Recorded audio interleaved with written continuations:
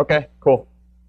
All right. Well, I've been told I can start whenever I want, so thanks everyone for coming to my talk. And I'm going to, it's called the Minuteman. All I need is 60 seconds. Right now I'm going to be talking relatively slow, but that'll pick up. A little bit about me. I'm a senior security analyst at a firm called Stack & Lou. Essentially, I'm a security consultant. I do penetration testing and application security, everything from external, internal, network pen tests, web application pen tests, code review, application security, SDLC stuff. I've been in IT for 7 years, and I've been in information security for just a little over 4. And I'm a big evangelist on top of all the stuff I actually do for work. I'm a big evangelist for it in general, and like to see people learn some things. So hopefully that's what we'll pick up from this. So what the talk is going to be about today is, I know the name is a little confusing and funny, but essentially what I'm going to cover is a very broad, high-level range of security topics, and I'm going to try to give them 60 seconds each. Some are going to go under, some are going to go over. Honestly, I didn't rehearse to see how long it was going to take for each one, so I'm just going to try to talk about it. But if I ramble on too much and I have a bad judge of time, someone just yell at me to go to the next topic. But I'm going to try to do 60 seconds, so hopefully you guys can keep up.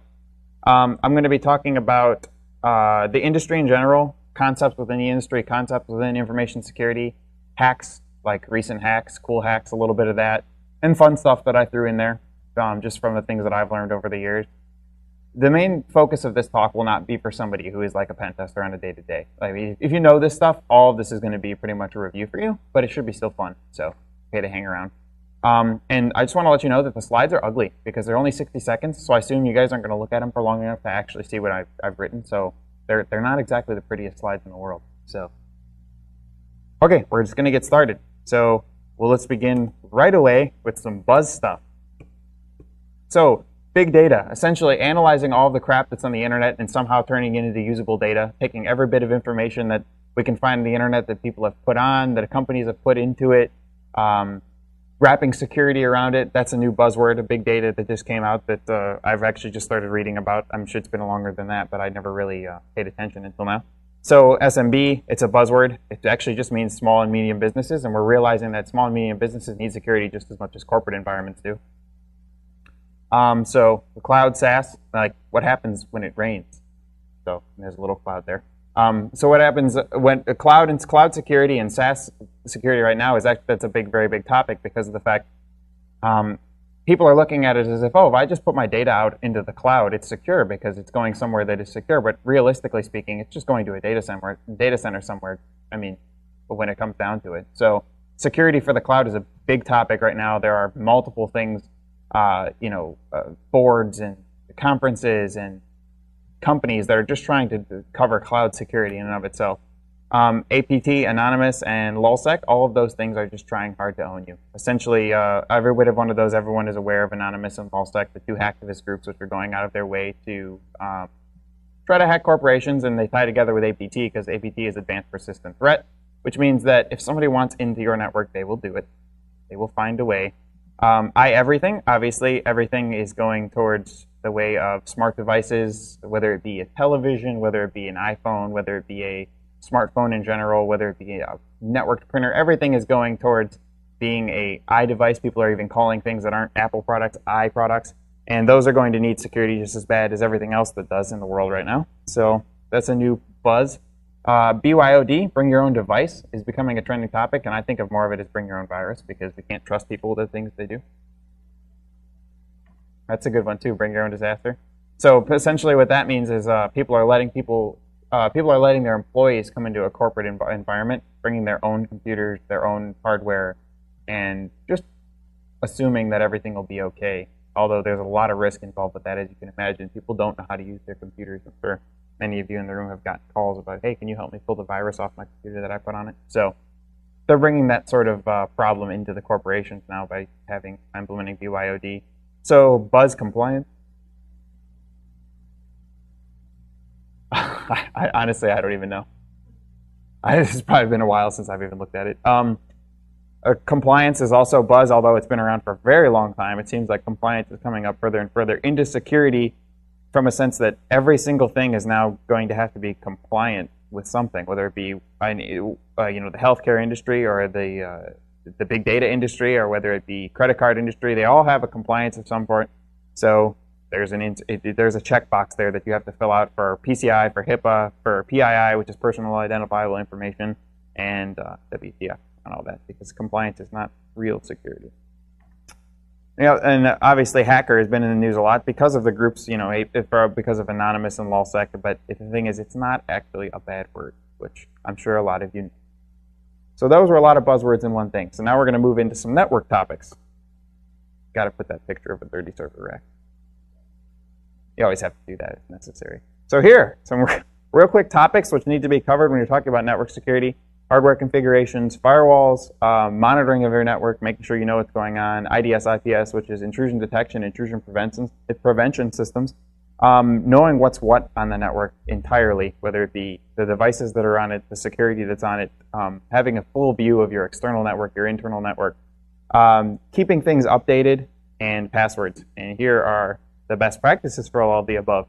So for hardware configurations, changing defaults and configuring appropriately to make sure that people can't hop in just because of a default password or for a default port that was left open. When you're doing firewalls, a lot of people like to ignore egress filtering, but it's probably one of the most important things right after ingress filtering. If you're going to be doing that, then you need to have things that block outgoing traffic just as much. And a lot of people, a lot of system administrators overlook that. Like I said about monitoring, watch what's up. A lot of people don't realize the benefits that you can gain from actually having monitoring systems in place in your network to tell you what your network is doing, tell you what data is going where the traffic is heading, where the pitfalls of the network are, where things that are misconfigured. The IDS, IPS are pretty obvious. It's going to detect, watch, and defend your network, but they also need to be configured properly and securely, because an IDS, IPS can be evaded. Knowing what's what, like I said. So right now, if I were to tell the people who are system administrators, network administrators, if I were to tell you to tell me all of your IP ranges right now, you most likely know most of them, but so does every other company that I've done a pen test for, and then we end up finding something, and then they're like, oh, that whole 255 IP addresses that we gave you were the one range, that's not actually ours, so we're glad you just hacked it, and you know, we could have went to jail for all that, and because we're illegally hacking an IP address range that the company wasn't aware of. That's pretty common in the pen test world. For your system and your network configurations, apply updates. I mean, I know it's sometimes scary because downtime can happen, but the thing is, it's worth it because having downtime is better than being hacked. Went back. Whoops. And then passwords, of course, change them. So as a hacker, what are we going to do to your network as far as security goes? Actually, can everyone see that? Okay, yeah. So we're going to be searching, sniffing, spoofing, scanning, hopping, and popping. Essentially, it's going to start with a search, and that URL at the top there will pull, or that search string right there into Google will pull, if you had your company and then passwords.txt, if there was a passwords file sitting out there that someone just named and threw out on a share somewhere, or threw it up on a web root, it's going to pop up with that sort of Google hacking, and people don't actually realize the severity of what things you can find just by Googling for something like passwords.txt. I just had a pen test I did for a really large school down in the south, and they gave us 3,000 IP addresses, and we went through all 3,000 of them over the course of 2 or 3 weeks. Found a lot of vulnerabilities, a lot of SQL injection, cross-site scripting, a lot of crap like that. And then we realized towards the end we should just Google a couple other things about the network, and we ended up finding a file sitting out on a exploits website from 2004 that had a list of about 50 SQL injections that were still live, and they were live from 2004. So at this point, we can assume that this particular client had already been hacked for 7 years. So then our next remediation and our first finding in the report was prior system compromise. Go talk to a skilled incident response team, because I'm sure that there's something sitting on your network that shouldn't be. Not to mention that the things that were in that file were not in the scope that they gave us. I can't imagine why, other than the fact that they were embarrassed. We're also going to be sniffing on your network, and HTTPS won't save you. I'm sure a lot of you know that there are ways to sniff a network without, even that are using HTTPS on the protocol when doing web browsing. There's ways to actually strip that out, sniff the traffic anyway. We'll be doing network spoofing. The dog says ARP, and then by that I mean we're going to be doing ARP spoofing, trying to impersonate other computers to intercept traffic. We'll be scanning your network. We'll see you like port 1433, essentially just getting at the fact that doing network scanning will lead to a bunch of open ports and open vulnerabilities that you can pop into. 1433, if you don't know, is Microsoft SQL, and that's a nice starting point. If that's listening, we can try to crack the default passwords. Hopping, we're going to be hopping on the network. A lot of people don't realize, and system administrators, network administrators, when they're giving us a pen test, or they realize that there's a dev box out there, and they say, oh, that's a dev box. It's no big deal if they hack it. There's nothing on it. However, we can utilize that development box or that the compromised box that may not have all the security of your production boxes, and then use it to hop into the production boxes because of files that may be on it or permissions it has, to be a trusted computer on the network, or has SSH keys that can get into other servers, or part of it holds credentials that the developer put on the box. And then Dave walked in the room a couple minutes ago, so we're going to be popping boxes. He's not even paying attention. He's talking to Adrian. We're going to talk a little about physical security. NOTACON proves your locks suck. I mean, there's lock picking rooms here every year, and for $40, anyone can get into your any room that you can think of with a lockpick set, as long as assuming, of course, it's just using a regular lock. There's a couple diagrams, a picture of a nice table at a lockpick village, and of course, a diagram of picking a lock. If you need to learn that, it's a very fun thing to do, whether it's part of your job or whether you just want to learn it for fun. It's a lot of fun to pick up and do, picking locks, picking handcuffs. So if you have cameras, you have motion sensors, you can grab a cereal box. And this is a funny slide. It kind of only strikes me, but we were, the old consulting firm I worked at from Cleveland here, it's Hurricane Lab. My old boss told us to break in one night with the pen test team. So me and two other people on the pen test team ended up breaking into the office just to see. He was trying to judge our skill to see whether he could sell in a physical penetration test. So we were told to break into the office, and we got in, and we noticed that the motion sensors only went off if you moved more than like 2 or 3 steps at a time. So we would scuffle along the floor really slowly until we got up to the camera, and the only thing we could find around was an empty cereal box. So we just put the cereal box in front of the camera and the motion sensor, so it's a little funny. But for cameras, it's pretty easy to evade with a simple laser pointer. You can point it at a camera, and some of them have ways to deflect that, but essentially if you point it at a camera, it'll be blocking the image. Motion sensors can be subverted by, like I just said, they can't have them too sensitive, especially if the building is in another office building where other people might be walking by the door, like ours, for example. The place I was breaking into had a glass door in the front, so it couldn't be too sensitive that it would see people walking by the glass door and go off, so it had to be toned down just a little bit, and because of that, you could move 2 or 3 steps at a time, stop, because you would see it had a warning light. It would go green, yellow, and red, and it would hit yellow, which means it was about to go off, but if you stopped, waited 5-10 seconds, you would reset back down to green, and you could continue moving. So cameras and motion sensors, bypassable unless it's an extreme case where people have configured them to be very, very, very secure. For as far as badges go, we don't need no stinking badges. Take a picture, make a rough copy, follow someone in. It's way, way beyond easy. I mean, people don't pay attention to who's walking in the door behind you. Badges are really easy to create fake ones of. It's not a difficult process. Of course, if you have an RFID badge that needs to be scanned in or something like that, that's a little different. But that taking care, following someone in, tailgating someone into the door takes care of that problem. Required viewing for this kind of things is actually sneakers and hackers, and a lot of people give breaking in whack, but I think it's a pretty good show. A lot of people in our industry like to, say that they're like the biggest and baddest, so a show about it and say, oh, that's unrealistic, that's unrealistic. Well, of course it's unrealistic. It's a TV show. People are going to want to watch it to have fun. They're not going to want to watch it to see you browsing Reddit for 4 hours a day. They want to see what actually the fun stuff going on, not like the stupid crap that we do on a daily basis anyway. So, but these 3 movies have a lot of fun hacker stuff and a lot of fun physical security stuff. That's why I figured I'd mention them in the physical security section. So we're going to talk on the web application. So you can see where this talk is going. I'm talking very fast about very small amounts of topics. If anyone has any questions or wants me to expand a little bit, just raise your hand and I'll try to talk more about whatever it is I'm talking about. So for web applications, there's one rule that I think everyone needs to understand when you are doing development of applications or testing applications. But mainly, if you're doing development on this, one rule that really covers a lot of things all at once. You need to sanitize all your input. All of it. Sanitize it. Anything that comes from a user, an untrusted database, an untrusted data source of any sort, sanitize the input. Make sure give it a sanity check, first of all, and then secondly, make sure it's what the server or what the application is expecting. Don't let bad characters in, don't let bad data in, things that don't make sense. If there's a phone number, it should only be 10 characters. It shouldn't be 15. So don't allow 15 unless, of course, I mean, if you need international, you also have to write a regex for that. But for the most part, you can expect what something is going to look like and sanitize it. Make sure it matches those. And if you don't believe me, very simple attack, which I'm sure everyone in the room is aware of, but cross-site scripting. Basically, it's a parameter on an application, takes user input. It's not sanitized. So if you're entering your name, they're not checking to see that it looks like a name. And then it eventually will reflect it back to the user at some point in the application. So it took a name, and it reflects it on the page, or reflects it in a form, or a submission form. Here's a good example of it. So site.com, profile.aspx. Can everyone read that? Yeah. Essentially, it's asking for my name, so I put in Rick there.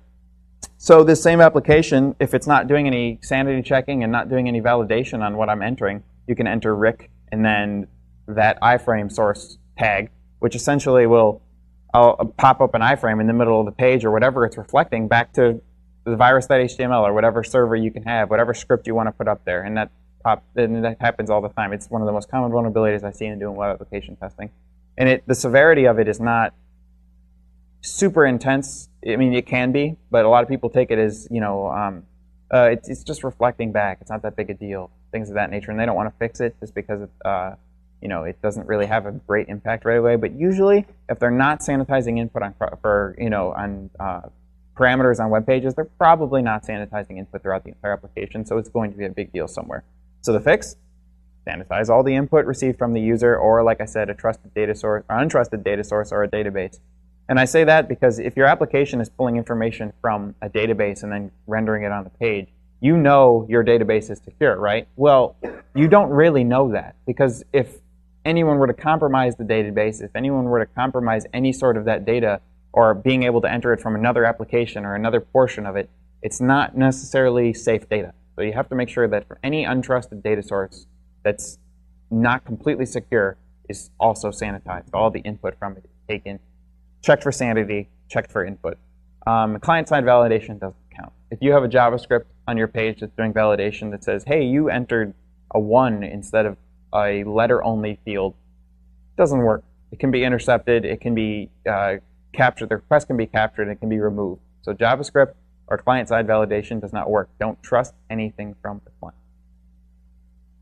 Still not convinced? Here's an example of SQL injection. I'm sure everyone's heard of SQL injection too. But essentially, you're creating a dynamic query on your web page that's going to query a database. The queries contain input from the user. So a user puts their name in, and typically you would be querying, okay, so if the user is Rick, then let him into the application, compares it to the database, compares your access that's in the database, and says, okay, you can come into the application, no problem. If it's not sanitized and doesn't check for if I'm just entering my name and not special characters, then they control your query. Not only do they control your query, they also own the server. This is an example. So the top one is a very, very basic, like almost pseudocode, just quick SQL query. So select everything from users where named equal Rick. The bottom one is select everything from users where name, and then the last characters there have been entered instead of my name. So we went to enter a single tick or single tick 1 equals 1, and then a terminator of the line. And essentially, what that'll do says, okay, you lobbed off the query, so now we're not asking for Rick. We're starting a whole other portion of the query that we created, and 1 will always equal 1. So it's always going to return true. So if your authentication mechanism is just something using a query just like this and not sanitizing the input from my name, or whatever input is put in rather, if 1 equals 1 always true, it's just going to let me into the application as someone in the database, usually the top record. So it completely bypassed the authentication and just let you in because 1 equals 1 is always true. And what I said in this slide about owning your server, SQL injection now, due to great things like backtrack and metasploit, it's easy to actually upload shellcode byte by byte into a database and then have it execute.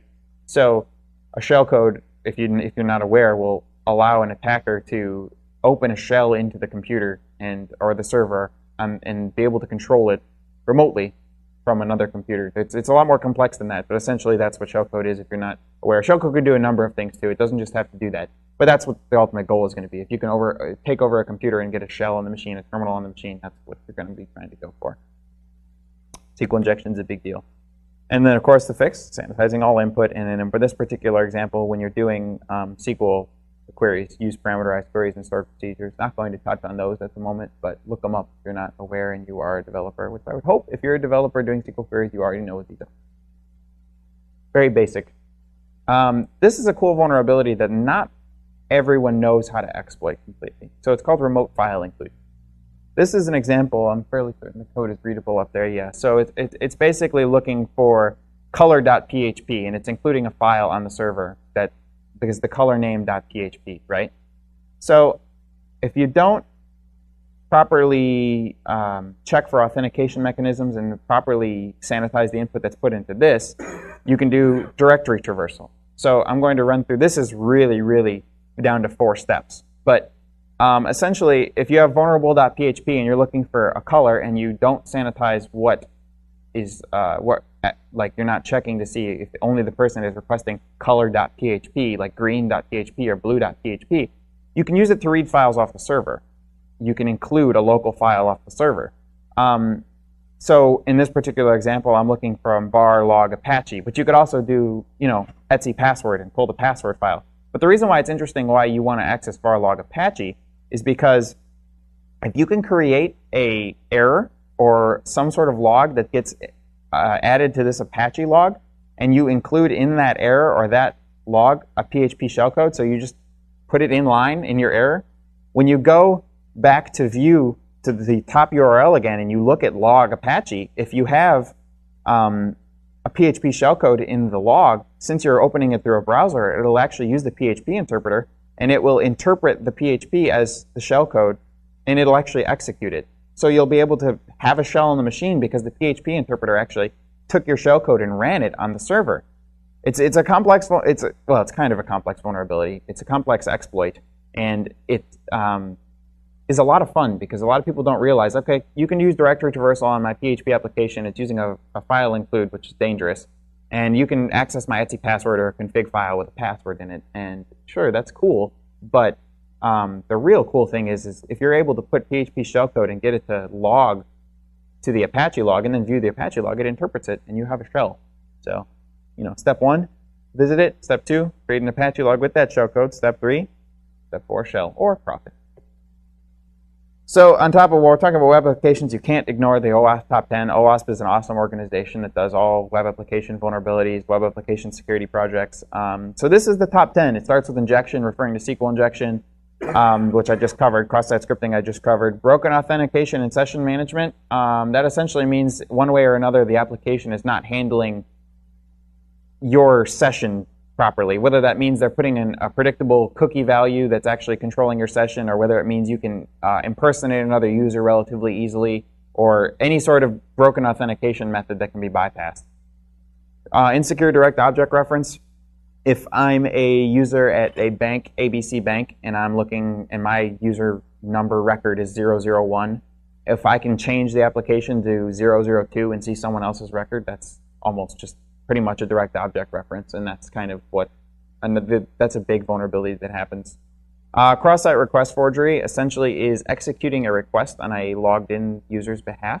So if you're logged into your bank and it's vulnerable to cross-site request forgery, I can send you to a page that I've created, and it will automatically post data on your behalf. So if I know the form that you're looking at is transfer $10,000 from account A to account B, and somehow I send you an email or I send you a link, or one way or another you can click a malicious link that I've created, I can post the data on your behalf. You will never see it. You'll click my link, it'll execute the post I've created, and it will do the bank transfer for you without you ever even knowing that you did it, depending on, and it's really surprising how many sites are vulnerable to cross-site request forgery. I find them every single pen test.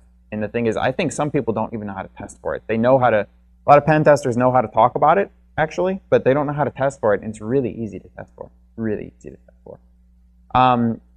A6 is the sixth number. The sixth topic is security misconfiguration, and that can be as simple as leaving a default password or having something misconfigured where you can view files or view users or access administration consoles or bypass an administration login, misconfiguration of the application or the environment, Apache, the MySQL instance, whatever it may be. Insecure cryptographic storage, a lot of people overlook this, but essentially the biggest vulnerability I see with that is people putting credentials, database credentials, into an include file or a configuration file and not encrypting them. And if someone were to ever get access to those files, like say using a directory traversal attack like I showed, you can get sensitive credentials out of the unencrypted include files or config files and then use them against the rest of the server, the rest of the environment, what have you. Failure to restrict URL access, that's pretty easy. Simple is, say you have a page that's only for administrative users, and you click a link on the page that says, okay, log into your administrative page, and you have to log in, and you need credentials. Doing proper credential checking, it's making sure you have access and you're authorized to view the page. But what if the page that it redirects to is just admin.html, and you can just browse directly to admin.html, and it doesn't prompt you to see, or maybe better off like /admin/network.html to do a network configuration change on whatever it is you're looking at. And if you don't have restricted access to that URL, it doesn't matter whether you have an authentication because they can just directly go visit that URL. So that's a really big problem, and it seems stupid, but it pops up. Insufficient transport layer protection, pretty basic, straightforward. Unvalidated redirects and forwards. Essentially, that would be like if you're redirecting to a page and you don't check where you can redirect, well, then someone could insert google.com or their own web page, and it'll look like your URL is valid, from abcbank.com, but the redirect is supposed to go to another page within the bank or another page that they have, but you put it in your own, you redirect it to your malicious website. So that's the OWASP top 10. Other failures that I would just like to mention that I don't think OWASP covers more directly: default passwords and configs. It says security misconfiguration, but we really need to get that across. People really like to leave default passwords on certain things like, Tomcat installations or MySQL or MS SQL. They'll put the passwords as default passwords. Any sort of passwords and configs that are default should be changed, modified to your environment, and definitely made secure, because most of the time they're there so they're easily configurable. They're not there to be secure. They need to be changed. Directory listing enabled, that's a pretty easy thing to fix on any web server. It's very simple to disable directory listing, and that would be as if you're visiting a page and you went to the root of a directory and it just listed out all of the files in the folders, and then you could probably browse to the rest of the ones on the server as well and access any file, view very sensitive information in config files. It's really easy to turn off, and it's a problem that a lot of people have. Readable files, say you have the server misconfigured and you can read a PHP file instead of executing it. And so you have a config.php and it has passwords in it. And normally if the server was configured to actually interpret those, it would just display a blank page because it's trying to interpret something that's a config file. But if it's misconfigured, you can read it, see things in it. Improper file handling, it goes along the same way. If your application is never going to see a .exe file, you should have something so it will never be able to upload, read, download any sort of those sort of files. There should be a mechanism put in place that will disable that file handling. Source disclosure, a lot of developers like to leave random bits of source in backup files or things of that nature that are still in the web root so people can just go look at your source code. It happens all the time. Old software, that's pretty obvious. Whatever installation is, whatever you're using is old, needs to be updated. File uploads, they're difficult to get right. That's kind of the problem that developers have. To make them perfectly secure, it's difficult to make them right. You have to follow a best practice guide. You should follow OWASP examples. You should make sure you're restricting access to only the files which should be able to upload to. You're not able to control the content of the file beyond, obviously the file itself. Once it's posted, you shouldn't be able to control the content. You shouldn't be able to control where it can upload. You shouldn't be able to control the name of it. It should not be going to a temporary file. It should not be given a name that is guessable if it's getting renamed into something. And see a lot of those. So that was web application security. That took a little longer than 60 seconds, but I tried to fit each topic for that long. Operating system security. So this slide's going to make everyone mad. Let's just be reasonable about it. Mac greater than Linux, greater than Windows. And that's my personal opinion. It's meant to be mostly a joke. But Linux and Mac OS are typically more secure depending on what you're having. I mean, it's not something you can say overall, and a lot of people will like to hate on it and say that, oh, that's not true, they're just as insecure. And you're right, they can be just as insecure. But on average, you're going to find many more vulnerabilities in a Windows installation that somebody's running than you would a Mac or Linux. And this particular slide is just my personal preference. I used to be a Linux-only user, and then I got a Mac, and now I won't ever do anything else. I love my Mac. It's pretty. It's a pretty interface on top of Linux. What more could you ask for? Essentially, it's a Unix underneath it all, FreeBSD. So it's you know, it's a no-brainer for me. And then Windows, I can't even stand use. Moving into penetration testing, which is my day job, so I figured I would talk about this for a little while. Essentially, if you don't know what penetration testing is, other than a dirty-sounding job title, it's finding a weakness before someone else does, and it's kind of a big deal. We in the industry believe that it's one of the first steps you need to be taking in order to make sure that your corporation and your environment, your enterprise, is secure. What is going to happen is they're going to pay a consulting firm or a penetration tester, or they're going to have their own penetration testing security team. And what they're going to do is they're going to look at your network, your systems, your configurations as a hacker. Try to hack in, find a vulnerability, find a problem, report it back to you so you can fix it. So before LulzSec Anonymous comes and attacks your corporation, you've already had these fixed because an ethical hacker, a person who's a penetration tester, came in and told you what your problems were. Here's the unofficial types of penetration testing. This is my unofficial type. You won't find these on the internet. I made them up. But they're the types of penetration testing that I believe exist. The scan. You can start with just scanning your network using port scanning, vulnerability scanning, web application scanners. Take those results, try to interpret them into something that your developers, your system administrators can read and use.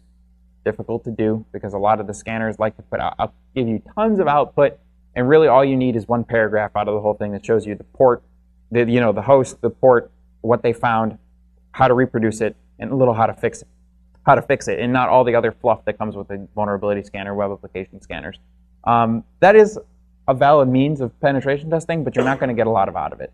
The manual penetration test, which would be a mixture of starting with a scan and then going to take all of those, validating them manually to make sure that they actually exist, and then also giving you better remediation, better examples of how to exploit them, better impact. If there's a vulnerability that exists, say SQL injection, and all the example does is show you that, oh, we could reflect something back on the page using the SQL query, and we just kind of pulled a database record out that said Bob Joe's name. I mean, that's impactful because you're accessing the database, but if a manual penetration tester goes in and he gets a shell and can show you your entire file system, including your passwords and sensitive files that are on the machine, that's way more impactful. So a manual penetration test is the way to go when you're going to look at the basics of a penetration test. Physical and social penetration tests, kind of what it sounds like. Say your corporation is very sensitive as far as whether or not someone can actually access the building after hours. Like, can someone break in and get past the alarms, break in through the roof, subvert whatever sort of security systems you have, and you want to test that, like, say, a bank. That's very important to them. That's a physical penetration test. Social engineering, a social penetration test would essentially be the same sort of deal, trying to get access, but they're going to be using your people against you. They're going to try to call and get information out of your bank tellers, or they're going to try to get information out of an IT administrator. They're going to try to convince them that you are an okay person to do whatever it is you're trying to do. Convince them that they need to give you their password, or they need to give you, this bit of information, or let you in. And then the last one I would call is a full-on penetration test, and that would be the scan. It would be a manual penetration test. It would be a physical and a social and a penetration test. And then it would also include source code, or not source code, but applications. I mean, you can do a manual penetration test that includes your applications, but a full-on penetration test would include all of your applications, meeting with your developers, getting source code, going through the source code line by line, trying to figure out the vulnerabilities that exist so you can get a full understanding of how secure your corporation is. Individually, they're useful, but all together, it's key. The phases of a penetration test, I'm not going to explain every single bit of them. Reconnaissance, initially starting by looking on Google, not physically touching the servers at all, not even pinging them, not even visiting the website, using Google, a Google cache, using Google to find information about your environment, your network, your web application, whatever.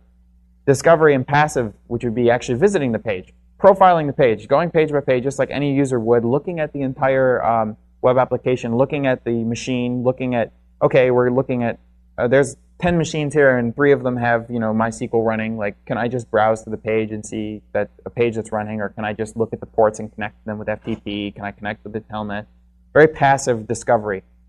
And then scanning, which would actually be configuring a network vulnerability scanner, a web application scanner, a port scanner to go through the entire network, the entire range of whatever you're giving them, and looking for vulnerabilities, open ports, and things we can exploit. At this point, we're no longer passive. We're hammering your network with a number of scanning devices and scanning tools to see what vulnerabilities and what ports are open so we can figure out a way to attack.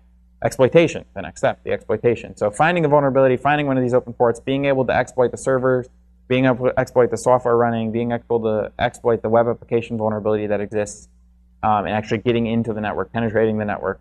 Post-exploitation, which would be taking one of those vulnerabilities once we've inside the network one way or another, inside the application, using it to try to get outside of that area. So if you're in an application, you try to access other applications. If you're in you've hacked into the network, try to hop off that machine to get to any other machine you can get to in the network, or pull data off of a file share, whatever that server has access to, post-exploitation.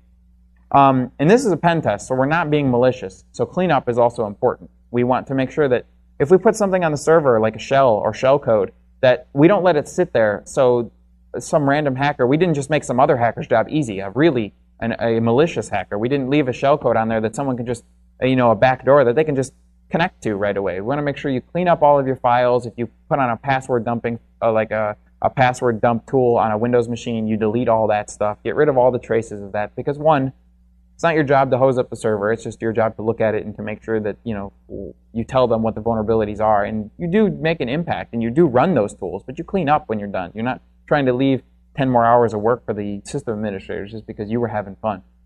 And then the last step beyond that would be reporting, which is a very big deal. I'll touch on it in a second. Failures of penetration testing: paying too much for too little, paying way too much for a pen test from a junior analyst or a junior team, not really getting your full money's worth. The smash and grab method, which is coming into a network, coming into a web application, and breaking everything as much as possible, and then saying, we hacked in and got all your passwords. And that's it. You don't tell them like how or why or what they can do to fix it. You just walk in, break it, and say, we did this. Here's the list of things we found. Good luck. And companies actually do that, which is just ridiculous. That's just it's beyond comprehension to me how someone could pay a company and have them do that. Right? And I know companies that still do that to this day. It's not like they don't do it anymore. They still do that. It's ridiculous. A lack of experience, kind of what I mentioned before. What was that? I'm not going to say that.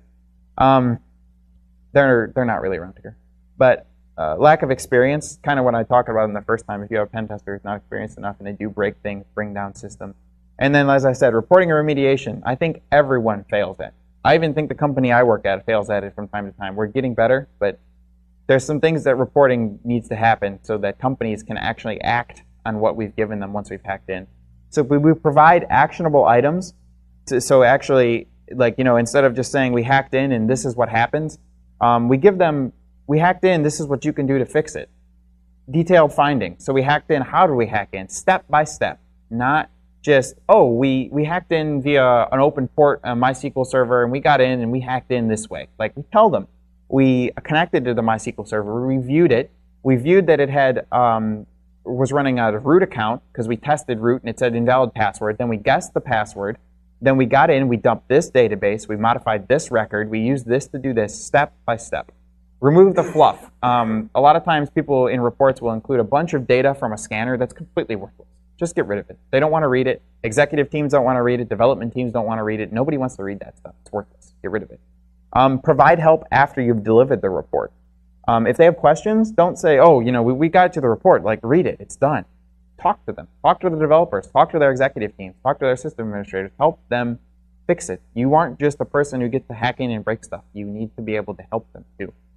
Be concise and consistent. A lot of times, companies will rewrite findings every time they have a report. The thing is with that is, you say they do 2 pen tests for the same company, and they don't have consistent reports. It's just unprofessional.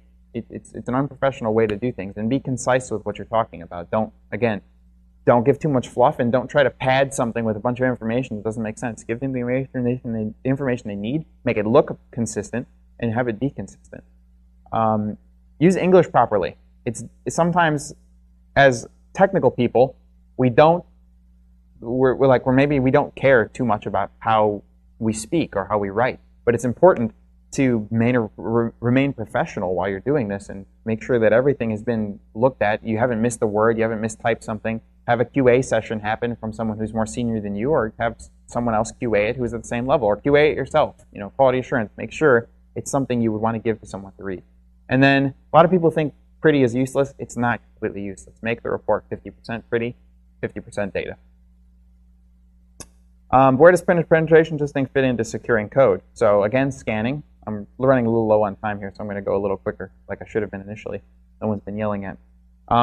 Scanning, you need to be able to do web application scanning, take code, do static analysis on the code to find vulnerabilities within it.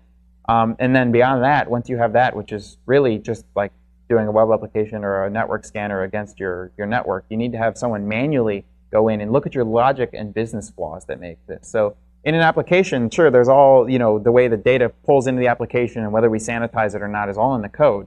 But what about a password reset that someone programmed incorrectly? Not because they did it incorrectly from like a technical standpoint, because the business logic doesn't make sense. Like you can reset the password without having a bit of information or being able to subvert a portion of the application because someone did the business logic wrong. It's a lot to it, and it requires a very skilled code analysis from a penetration tester. And then show them how to do it right, like I talked about before. Help the developers, help the developers create something secure, and help develop a security development lifecycle. If you've never heard of this before, basically, well, I'm going to show you. This is what it looks like, right? You already got that? Okay, cool. And this is what it actually is. The security development lifecycle is a process which encompasses the addition of a series of security-focused activities and deliverables to each of the phases of the development process. Very wordy, but really what it means is, as you're developing, you have security checks. That's all it means. So you develop a portion application, someone else with security background looks at it and says, this is secure. Every portion of the application ties together, and this is secure. Move on to the next step. And then when you get to the final steps, have a full penetration test done before you go to production. And that's kind of how, in a nutshell, there's way more to it, as you just saw. But in a nutshell, security checks at every step of the development process. And everyone has a development process, so you need to implement security from the ground up, not as a tacked-on thing at the end. And that's what an SDLC will help you do. So how do you become a penetration tester? If anyone in here is wondering, how do you get a cool job like this where you break stuff and then except the slides so you can't read it? Self-study. A lot of it is taking the time outside of your work, out of your school, whatever it is you're doing, and studying on your own. Playing, looking, reading books, reading blogs, listening to podcasts. Get a mentor. Find a security person who's really teaches at your level, because sometimes people will teach but you don't understand, like you don't like the way they teach. Find a person who wants to be your mentor and they are on the same level with you on a teaching method.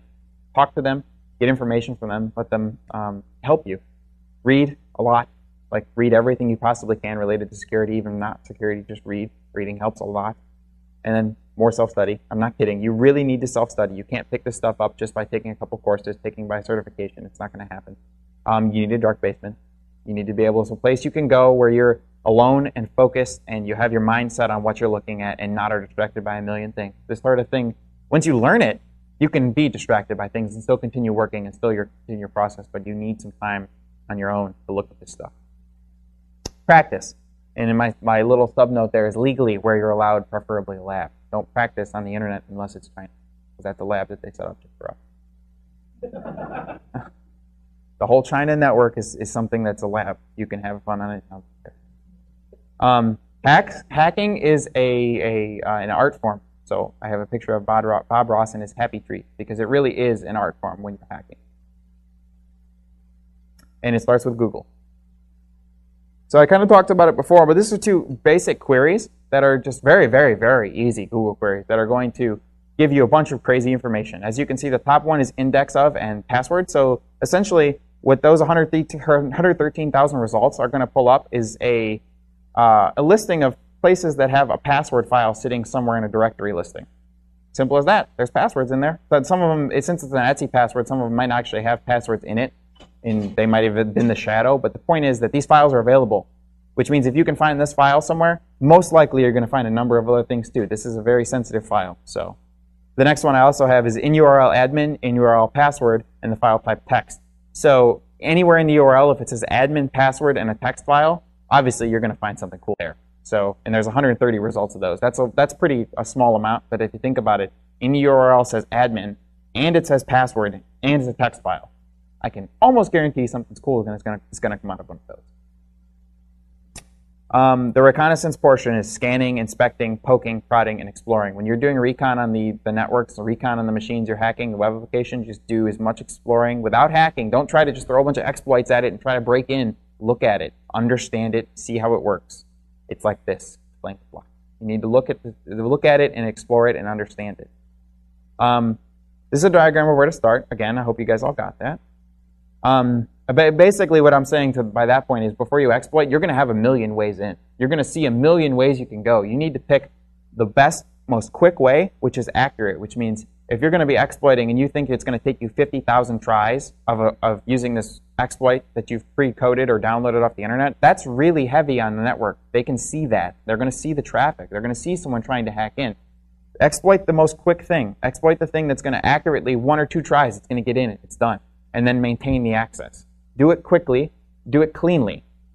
It's part of it. So when you're looking at your vector list, when you've created one and looked at all your recon, and you decide, well, this is a way in, this is a way in, this is a way in. Quick, get the one that you think is going to be most quick, most accurate, and then also add in a little bit most impactful. Like, what am I going to find by looking at this?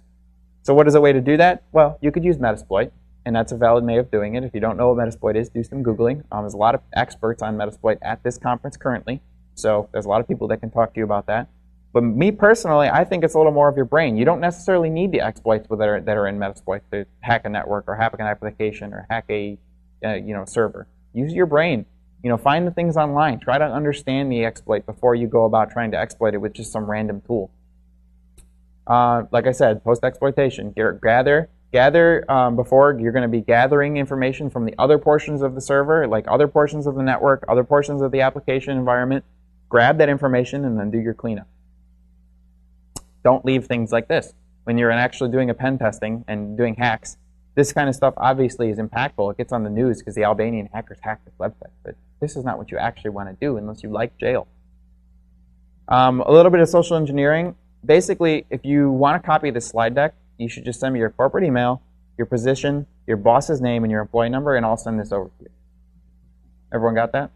All right, cool. That's essentially social engineering in and of itself, like getting too much information out of somebody that they shouldn't be giving out. That stuff can be used. I could easily, call your boss and say, I am you, especially in a big corporation if they don't know you personally. Say, like, hi up, boss. This essentially is social engineering. Hacking also means radio hacking, coding hacking, like being a hacker that doesn't just write exploits, but like they find a cool way to write an application. Coding hacking is a big deal. Hardware hacking in general. Food hacking. I mean, hacking is a mindset. Hacking is not like you need to be hacking into computers. You can hack anything. Hacking is looking at something and then trying to figure out a way to make it do something it was never intended to do. And it's a mindset for everything. It doesn't necessarily mean you're breaking in anywhere or stealing data or making someone's life miserable. You are just simply looking at something and then taking your perspective and twisting it around, flipping it upside down and looking at it from that perspective, figuring out a way to make it do what you want it to do. More importantly, more than anything, I said it's a mindset, but there also is brain hacking. There are ways to teach yourself things that you never knew you could do within your brain. Help you meditate, help you learn, help you research, help you study. There are ways that you can actually hack your brain. And hacking is simply a mindset. There's nothing to it that says what I do on a day-to-day is the only hacking that exists. There's a million hackers out there, and some of them probably don't even know that they're doing. People that hack video games, like around the corner, we're doing video game hacking. I mean, hacking, it's a very big subject that doesn't have a real definition. And then for everything else, there's MasterCard. And I threw this in because I think it's funny, but it's also a lot of times people think and corporations think that when it comes to hacking, penetration testing, security, all you do is toss money at it and it'll get better, and that's not what's going to happen. People need to learn to make it better. People need to understand, and that's how security will get better in corporations, how pen testers will get better, how we're all going to get better. We all just need to learn and not spend the money on the corporation spending money trying to fix one problem when it takes just one knowledgeable person to actually fix it or tell them how to. Gaining knowledge on the whole topic of everything I just talked about, conferences, and hey, we happen to be at a conference. Doing this kind of stuff is a great way to gain knowledge. Training, offensive security, ISC squared, SANS, all good training organizations, look them up online. Getting certifications, iffy topic. Not everyone agrees. I think they're useful, but at the same time, you shouldn't think just because you have certifications, you run the world. They're useful in getting a job. They're useful in teaching you some information. They're not the end-all, be-all. School, same I'm kind of strange when it comes to that. I don't necessarily believe everyone needs to go to school to understand this stuff. I don't. I mean, I never finished my degree, just to be honest. And I did start going, and I realized it wasn't helping. So I just kind of went off and got a full-time job instead, doing as a network administrator was my first job. So school is good, and if you learn better in school, that might be the way you need to take the approach. I did so. Podcasts and blogs. Podcasts seems like if they've gone on the wayside. For a while, they were really big, but you can still find some cool security podcasts, read security blogs. Creativity and curiosity is the biggest way you're going to gain knowledge. Using your creativity and your curiosity to look at something, break something, learn something new. It all starts with you. I mean, no one else can force you to learn. So, and then, of course, the internet. The internet's a whole big, vast knowledge base. You can learn anything you need to on. My thoughts on everything, essentially, just, everything I've covered here, I think security is important in every single thing that we do. It's going to gain importance as we progress. It's going to, I think everyone should be aware of it, whether it be a 60-year-old individual who works at a machine shop or, the newest kid out of high school. Like, security is going to be ingrained in everything we do as everything goes digital, right? And I have a different perspective on things because I actually just moved to San Francisco 6 months ago, so I came back for this conference just to come back to Cleveland because I grew up here for 25 years and then I decided to move. And I have a different view of security now that I've moved there because if you don't know, and you should know, but San Francisco and Silicon Valley are the biggest tech hubs. Like, it's the biggest tech hub in the United States, followed by New York City. And security there is thought of way differently than it is here. Like, people look at it here and we talk about it at conferences and we go visit classes, and we go visit DerbyCon, and we go visit DEF CON, and from this local area, I noticed people look at it and they think, security is this, and they have a mindset on it. But I've realized that in Silicon Valley, where everything is based around tech, security is a much bigger deal. People understand it much more fully, and they see it in a different light than we do because everyone is technical. Like, any person you run into knows how to use their computer. That's weird. I know a lot of people in the area, including my parents, don't know how to use their computers. But everyone, doesn't matter what the age group, where they work, they know how to use a computer. They understand the implications of security. Some of the companies need some security help. It's also a big startup community, and startups don't look at security as being all that important. They look at it as a tacked-on thing at the end. So I think there's a lot of room for expansion in security in San Francisco and in the Silicon Valley area still too. But for the most part, it's looked at differently. Not to mention that here, I had to go out of my way to find security individuals. I had to come to this conference. I had to go to DEF CON, and I would run into people and realize they live 45 minutes away, an hour away. And I had to seek out security people, like-minded individuals.